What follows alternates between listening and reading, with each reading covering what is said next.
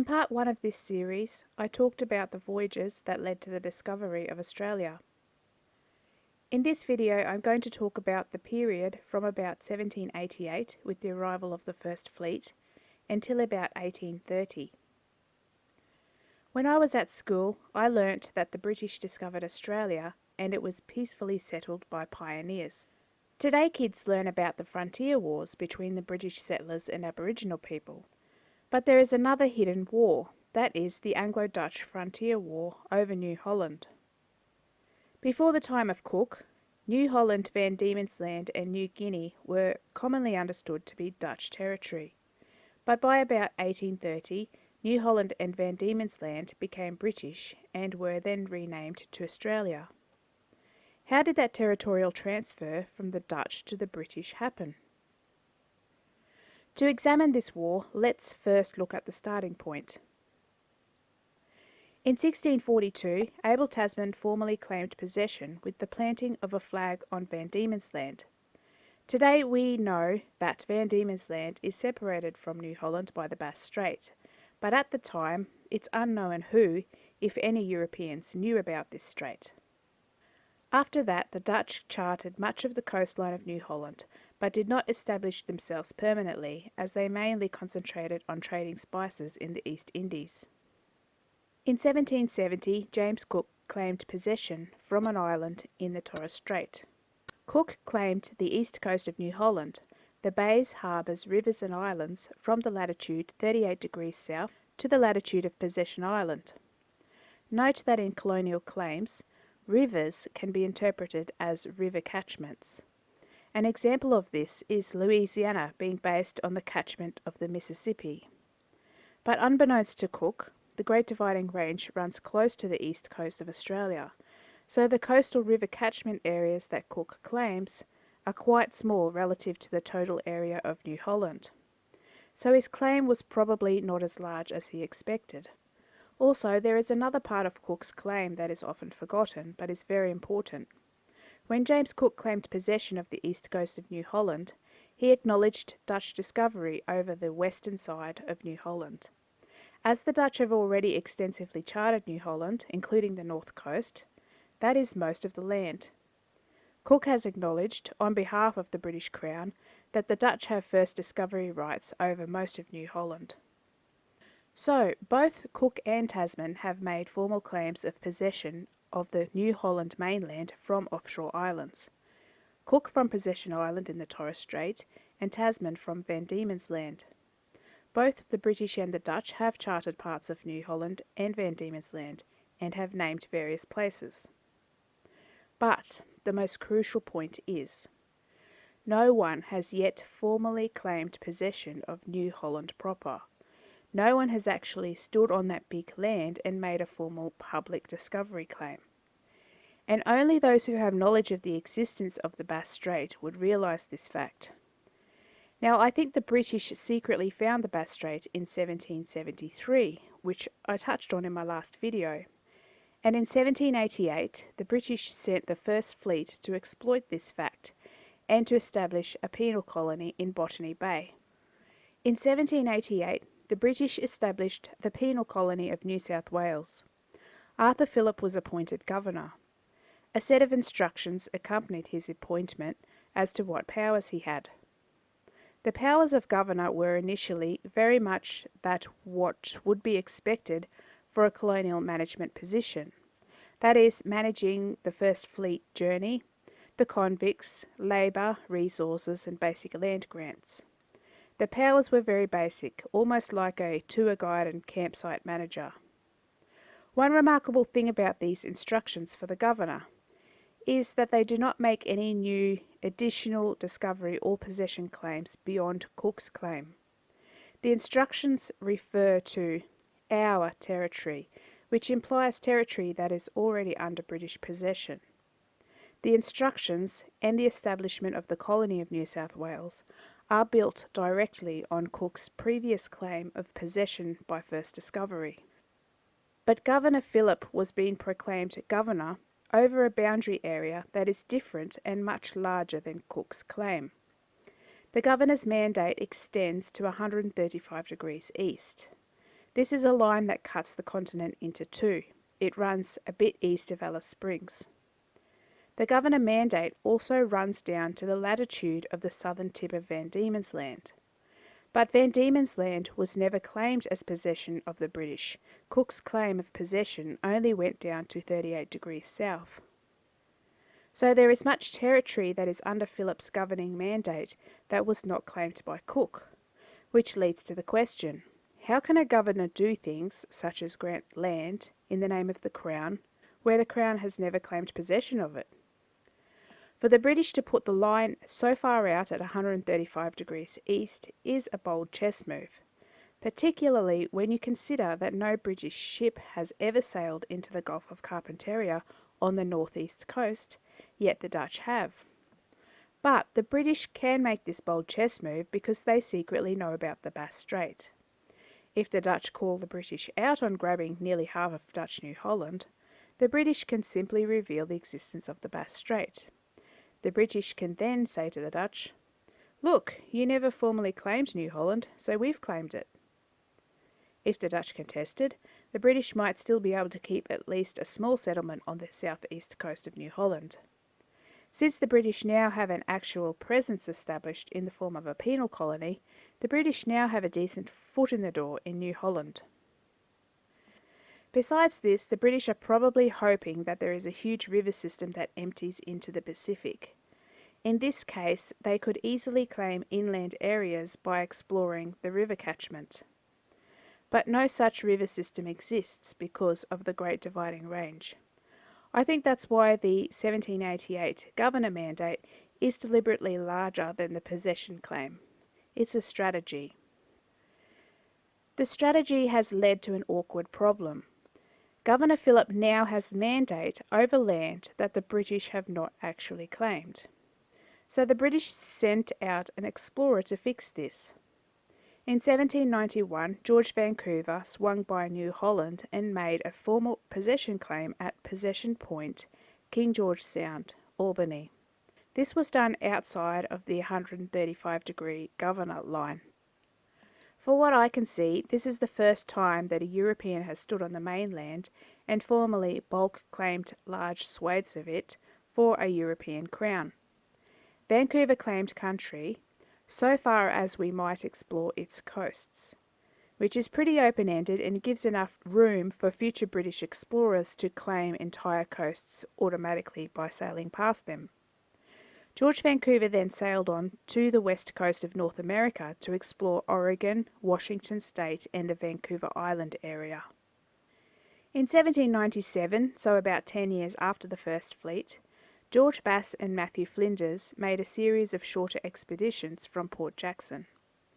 I hypothesize that they already knew about the Bass Strait because Tobias FURNEAUX has discovered it in secret, but this is a surveying mission to gather some critical information. The first of these short expeditions was by Bass. In 1797 to 1798, he followed the coastline southwards from Port Jackson, almost all the way to current-day Melbourne, and then he turned around. To explain what Bass might be doing on this voyage, I have to talk about some previous voyages. In 1642, Abel Tasman made the first discovery of Van Diemen's Land. He first sighted it from the west side. This point of sighting lies at the approximate latitude where Bass turned around. Tasman did a U-shaped track around the bottom and then departed to New Zealand from the east.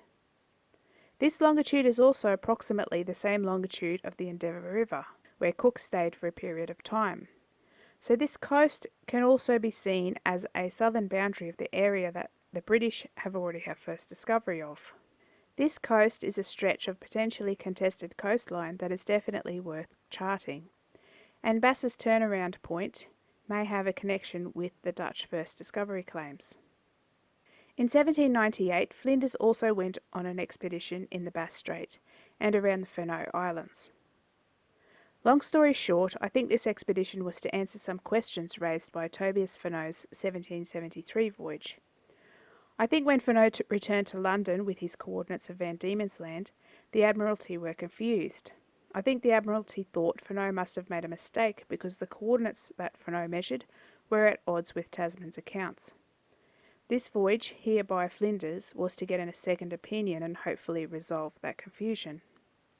Flinders and Bass then together went on a longer voyage where they circumnavigated Van Diemen's Land.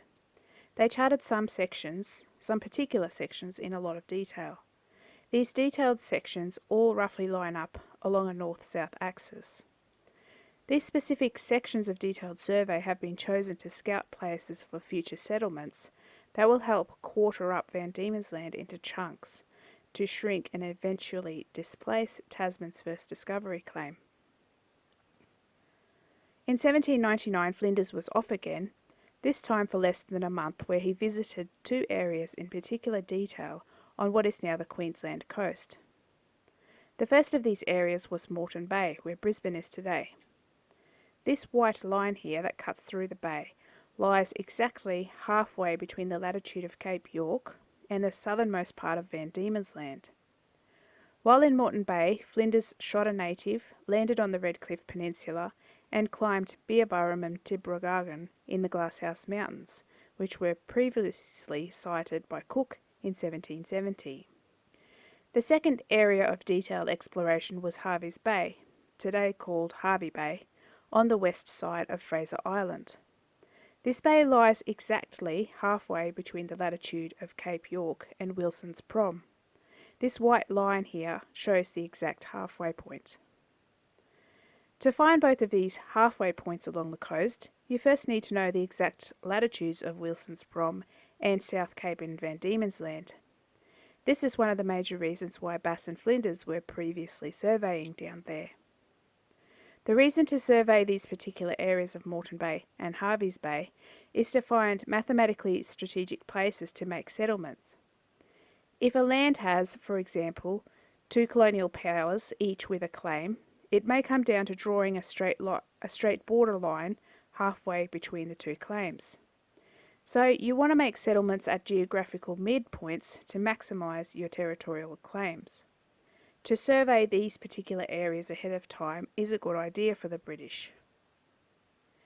In 1800s, Flinders went back to England. There he would have had the opportunity to meet with the Brains Trust in London to strategise the next moves based on what he has so far discovered on his expeditions. He then returned with a different ship, the HMS Investigator, to circumnavigate New Holland. En route from England to Port Jackson, Flinders stops for 27 days at King George Sound. This is the same place George Vancouver claimed possession for the British in 1791. Remembering George Vancouver's claim, quote, "Possession of the country from the land we saw northwestward of Cape Chatham, so far as we might explore its coasts, in the name of His present Majesty, for him and for his heirs and successors." If you interpret the word "we" as meaning the British, then Flinders has directly associated any of his own future discoveries in this voyage with this possession claim. So from this point on, he is automatically discovering and claiming. Flinders passes the 135° east Governor Mark and Petrel Bay, which is the limit of the known southern coastline charted by the Dutch.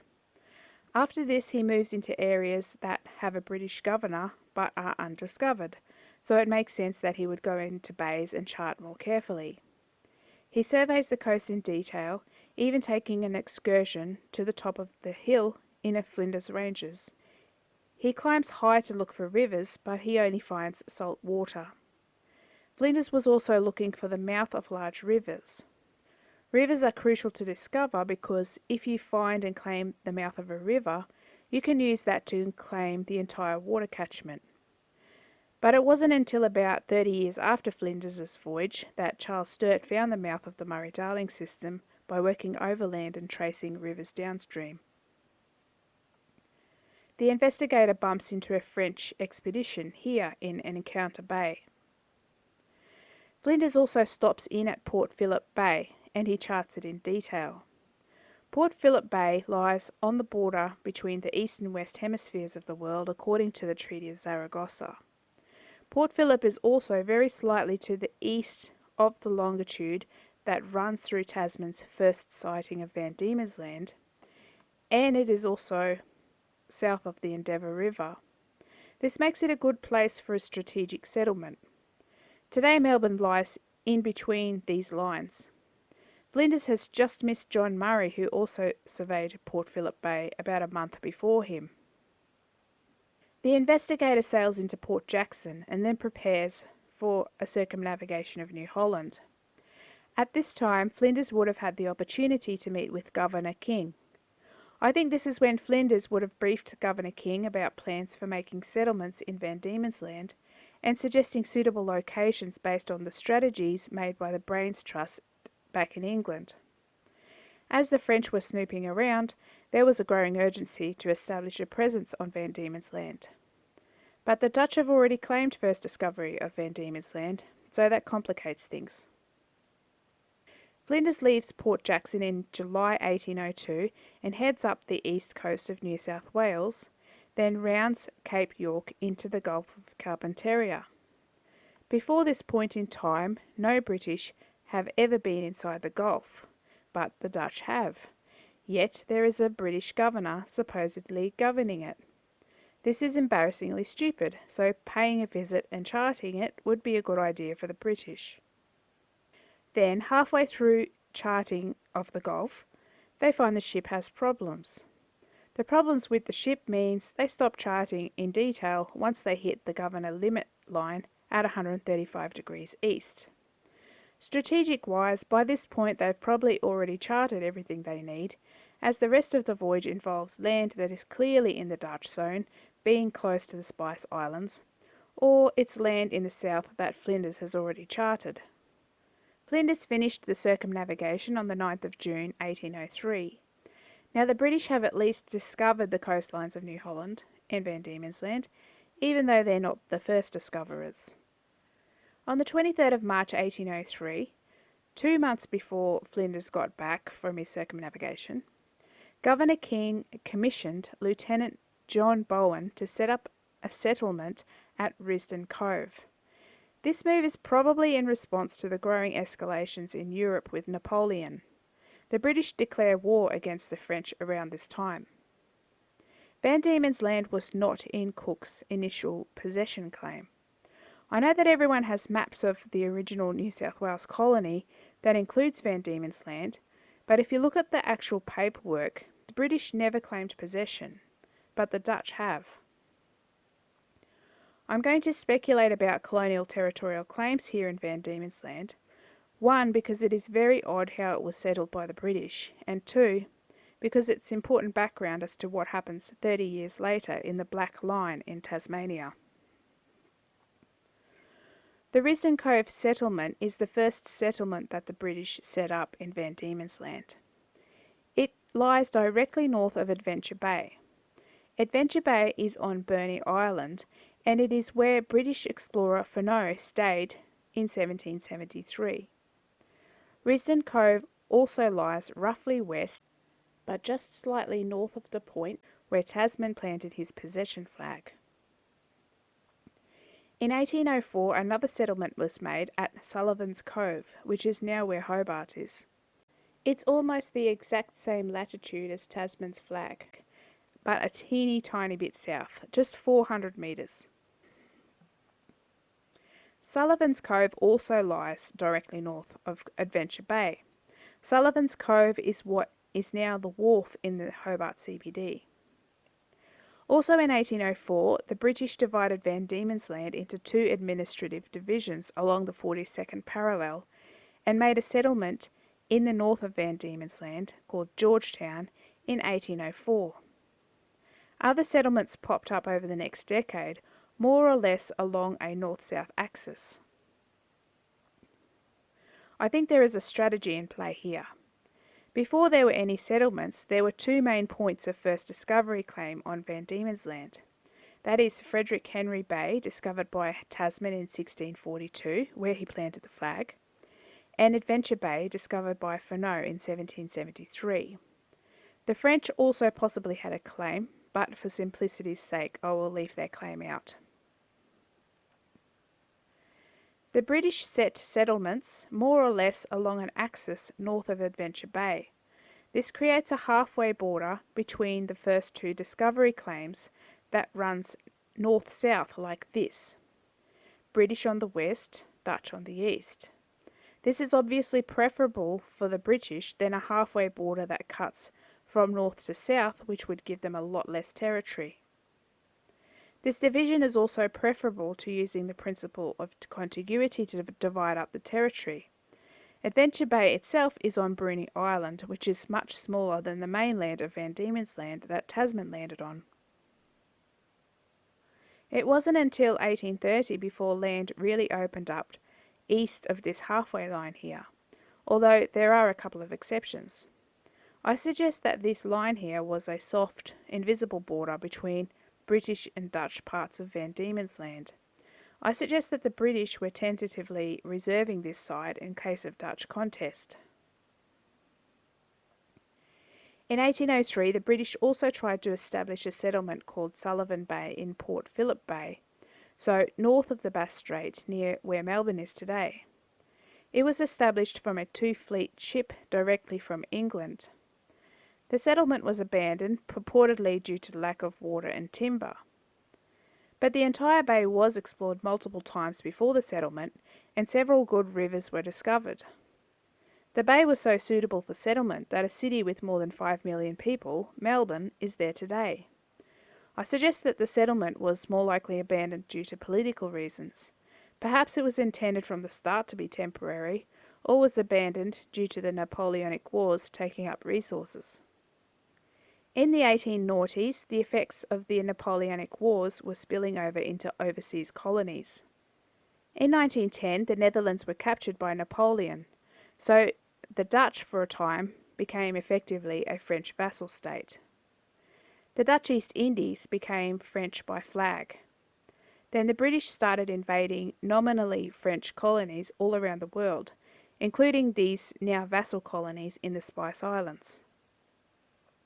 At the end of the Napoleonic Wars, the Dutch and the English did two treaties, the Treaty of 1814 and the Treaty of 1824. These treaties were to settle land disputes and hand back various colonies, including the Spice Islands, to the Dutch. This second treaty, the Treaty of 1824, had a huge effect on the colonisation of Australia and led to a flurry of British territorial expansion. I would go so far to say the Anglo-Dutch Treaty of 1824 is a founding document of Australia. The treaty was specifically to tidy up territorial claims in the East Indies between the British and the Dutch, so both can move on and get along with their lives. As New Holland and Van Diemen's Land are in the East Indies region of the world, and both have British and Dutch claims, they should fall in the scope of this treaty. And even though New Holland and Van Diemen's Land are not mentioned by name, they may still fall in the terms of this treaty. Also, it's not unprecedented for colonial treaties to be done in secrecy. The Third Treaty of San Ildefonso in 1800, for example. So for the British and the Dutch to make a read between the lines side agreement about New Holland is not unprecedented. Let's read between the lines and look at some of the clauses of the 1824 treaty. Article 8. His Netherland Majesty cedes to His Britannic Majesty all his establishments on the continent of India and renounces all privileges and exemptions enjoyed or claimed in virtue of those establishments. I'm not going to read the entire treaty, but there is a lot of clauses like this where one crown is ceding some specific land to the other. These articles here are the important ones I want to point out. Article 12. His Netherland Majesty withdraws the objections which have been made to the occupation of the island of Singapore by the subjects of His Britannic Majesty. His Britannic Majesty, however, engages that no British establishment shall be made on the Caramon Islands, or on the islands of Batam, Bintang, Lingen, or on any of the other islands south of the Straits of Singapore, nor any treaty concluded by British authority with the chiefs of those islands. Article 13. All the colonies, possessions, and establishments which are ceded by the preceding articles shall be delivered up to the officers of the respective sovereigns on the 1st of March, 1825. The fortifications shall remain in the state in which they shall be at the period of the notification of this treaty in India, but no claim shall be made on either side for ordnance or stores of any description, either left or removed by the ceding power, nor for any arrears of revenue or any charge of administration whatever. This 1824 treaty calls on British and the Dutch to hand over various territories that are specifically named. Also, the British agree not to make any establishments on any islands south of the Straits of Singapore or make treaty with any chiefs. By careful reading, it doesn't say that the British should cede everything or close all establishments south of the Straits of Singapore to the Dutch. It just says that no new establishments or treaties with the native chiefs should be made. This applies to any islands south of the Strait of Singapore. Is New Holland an island? The dictionary definition of an island is a land surrounded by sea. Our land is girt by sea is a line in the Australian national anthem. So under this treaty, other islands south of the Straits of Singapore would include Van Diemen's Land and possibly also New Holland. In Article 13, 1st of March 1825 is given as the handover date. This is like a settlement date when someone buys a house. The previous owner is supposed to be completely out on that date. You sell your house and you leave your above ground pool behind on the settlement date, too bad, it's gone. As the British are concerned, if no new establishments should be made after that date, but there is no instruction to actually pack up and leave, well, that's a big incentive for a massive land grab. And there was a huge flurry of activity of the British colonies in 1824.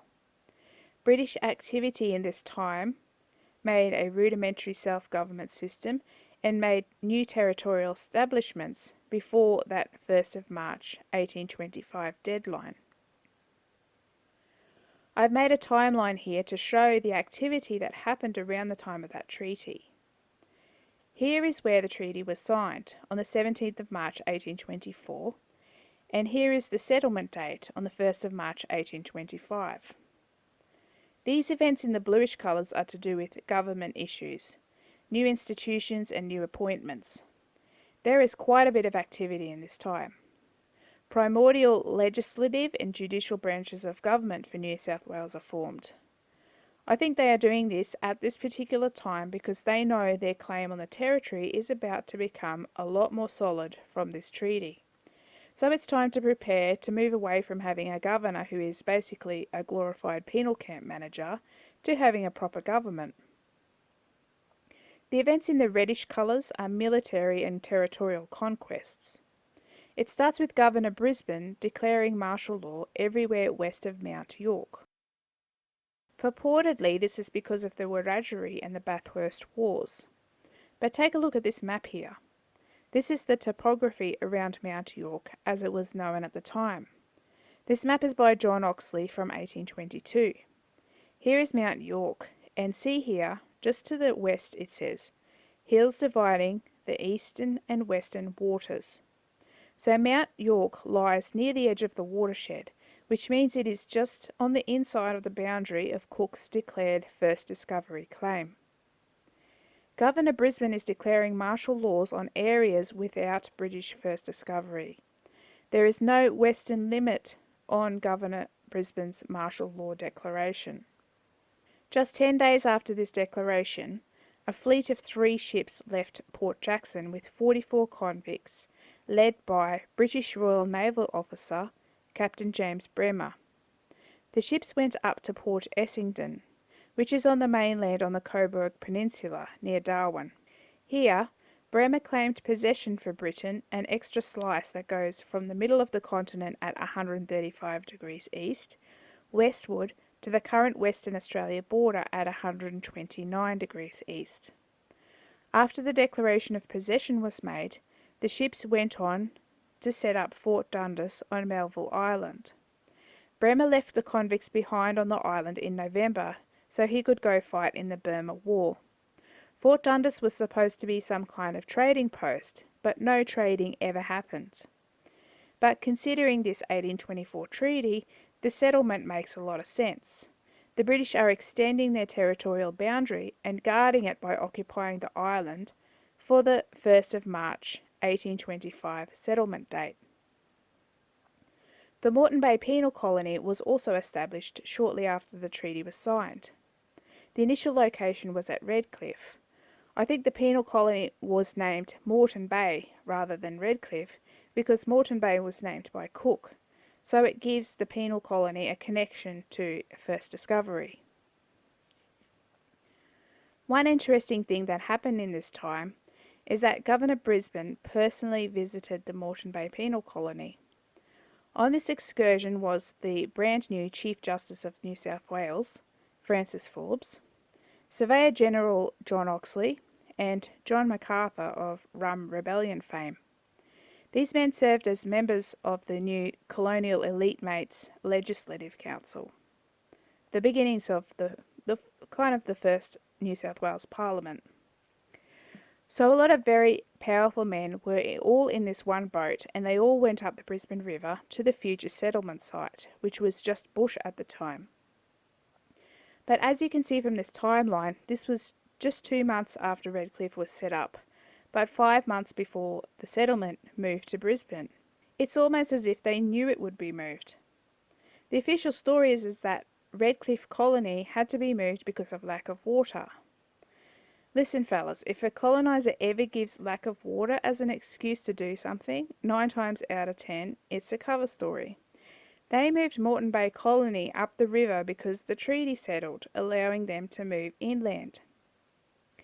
As far as governance goes, from the signing of the treaty to the end of 1825, in less than 2 years, there is a new governor for New South Wales with an extended mandate.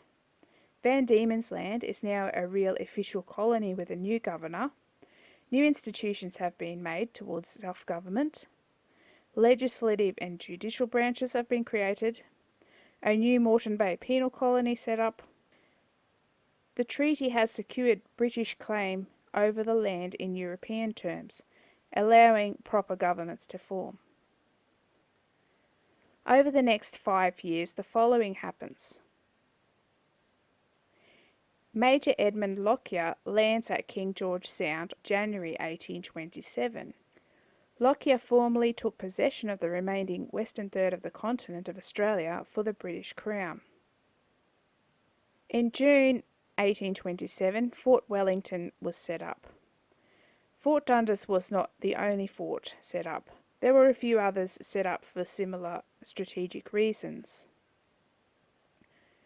On the 25th of July 1828, the Australian Courts Act passes. This was the mechanism that allowed English law to be fully received.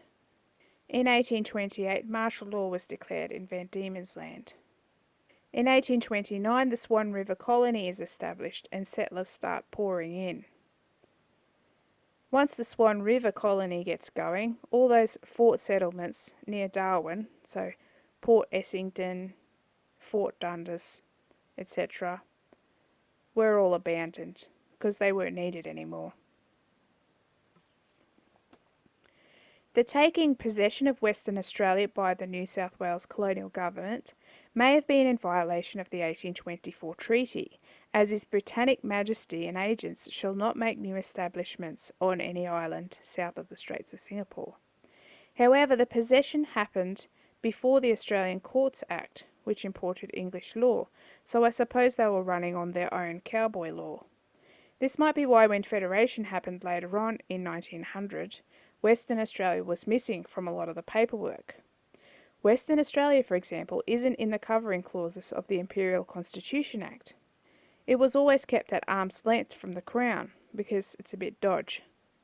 So by the beginning of 1830, the flag over the contiguous landmass is now British. But just one more thing before I finish up this video, one more set of events that pokes into the 1830s. There was another article in this treaty that is of interest.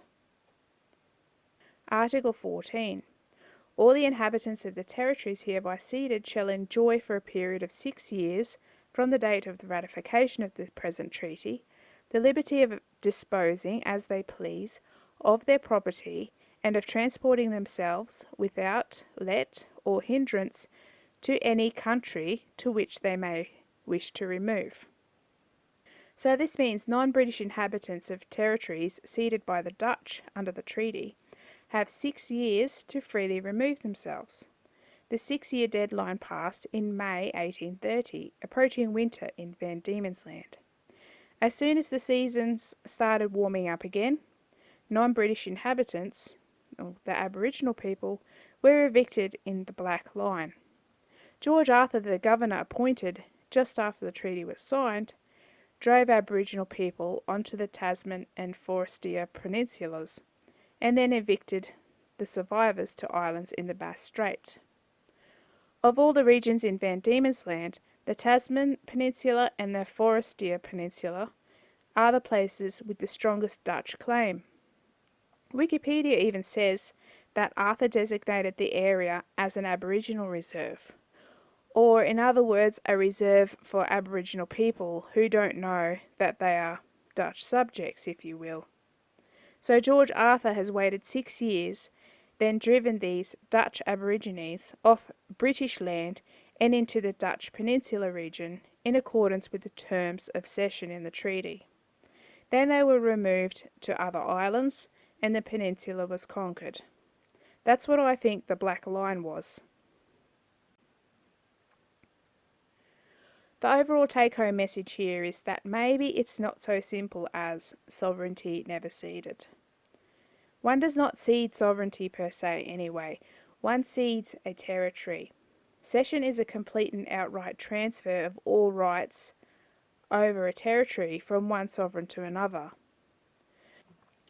But I would argue that the only rights that the Dutch could cede or transfer are the rights that arise from Dutch first discovery, because that's the only rights over the territory that the Dutch held. And those rights are very limited, and they come with a corresponding fiduciary duty to the native inhabitants. But the British have accepted the title ceded to them from the Dutch as if it were an absolute title. The actions they took in the time period covered in this video make that clear. The British moved in and claimed land with no regard for the natives of New Holland. They imported their English law wholesale in the Australian Courts Act 1828 with no regard to the existing laws of the land. We fell through the cracks. In the next part of this series, I will talk about how we fell through the cracks. I will cover the Marshall Trilogy, the Batman Treaty, the Burke Proclamation, more about fiduciary duty, the beginnings of the protection era, and some more international colonial happenings at the time. Until then, you can go back and watch the first part of this series on the voyages of discovery. Ciao!